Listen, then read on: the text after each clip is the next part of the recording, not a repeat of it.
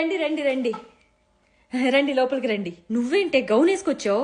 నుదుటిని బొట్టేది, మెళ్ళో తాళేది, మెట్టులు కూడా లేవు. నీకు పెళ్ళైన సంగతి గుర్తుందా? నీకు ఇలాగే నా పుట్టింటికి వచ్చేది? మీ ఇంట్లో నీకు ఏది కావాలో అది వేసుకో. ఇక్కడ మాత్రం అయితే చీర లేకపోతే చుడిదార్ కట్టుకోవాలి అంతే. చుట్టుపక్కల ఆంటీ వాళ్ళు చూస్తే ఏమనుకుంటారు? నీ ఇష్టం వచ్చినట్టు ఏది పడితే అది వేసుకుంటే నేను ఊరుకోను ఇక్కడ. ఇట్రా నువ్వు. బాను బాను ఏంటి? మొగుడిని గౌరవంగా ఏవండి అని పిలవలేవా? మా ముందన్నా కాస్త మర్యాద ఇవ్వటం నేర్చుకో. మొగుడిని పేరు పెట్టి పిలవటం ఫ్యాషన్ అయిపోయింది. నువ్వు వచ్చి 2 రోజులైంది. మీ అత్తగారికి ఒక్కసారి కూడా ఫోన్ చేయలేదు. మనల్ని ఒక మాట అనే ఛాన్స్ మనమే ఇవ్వకూడదు. కోడలుగా రోజుకు ఒకసారన్నా నువ్వే ఫోన్ చేస్తా ఉండాలి. ఏంటి నల్ల డ్రెస్ వేసుకున్నావు? నలుపు మంచిది కదని తెలియదా నీకు? పెళ్ళైన అమ్మాయిలు అసలు వేసుకోకూడదు. వెళ్ళి మార్చుకురాపో.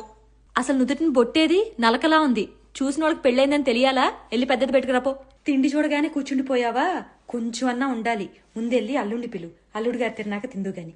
వదిన గారు, నేను అప్పుకి చెప్తున్నా మీ అత్తగారి దగ్గర వంటలు నేర్చుకోమ్మా అని. మీరే నేర్పించాలి.